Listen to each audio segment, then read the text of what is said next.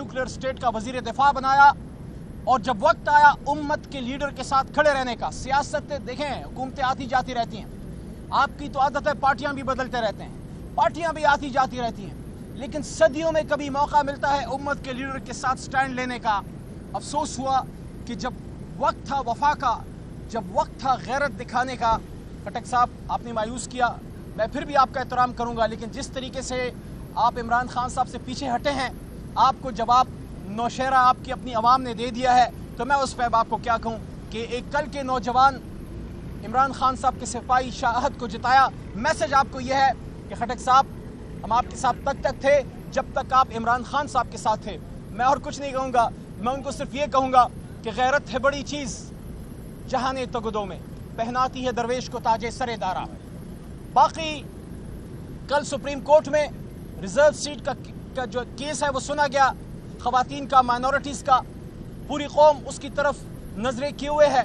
इमरान खान साहब को भी उम्मीद है, आज मुलाकात भी हुई उनके साथ, और उसमें रिजर्व सीट्स और इन चीज़ों के हवाले से उन्होंने गुफ्तगू की। हम सबको उम्मीद है कि सुप्रीम कोर्ट से हमें इंसाफ मिलेगा। इमरान खान साहब ने बारहा ये बात की है कि जमहूरियत में ऐसे कभी नहीं होता कि आप एक जमात का हक किसी और को आप दे दें। प्रोपोर्शनल रिप्रेजेंटेशन के तहत ये हमारा हक है कि हमारी ख़वातीन का और माइनॉरिटीज़ का जो राइट है वो तहरीक इंसाफ को दिया जाए।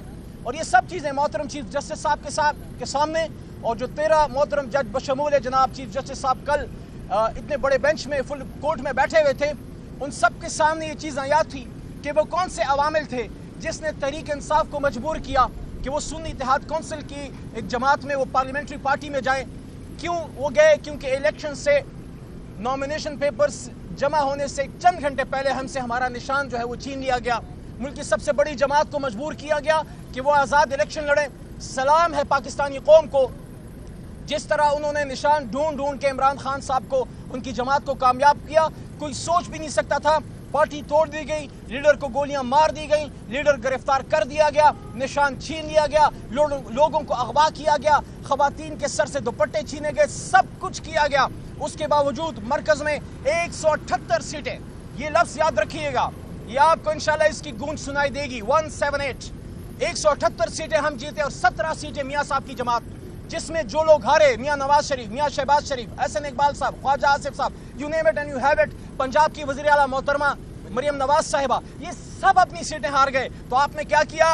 आपने क्या किया कि जमहूर के फैसले के बरखिलाफ अपने मन पसंद लोगों को आपने बैठाया। जब 17 सीटों वालों को आप हुकूमत देंगे फिर मुल्क नहीं चलेगा। इसलिए मैंडेट हमें वापस दिया जाए, इमरान खान साहब को रिलीज़ किया जाए, असीरान को रिलीज़ किया जाए, हमें हमारे ख़वातीन का कि जो सीटें हैं वो हमें वापस की जाएं, और इस मुल्क को चलने दो।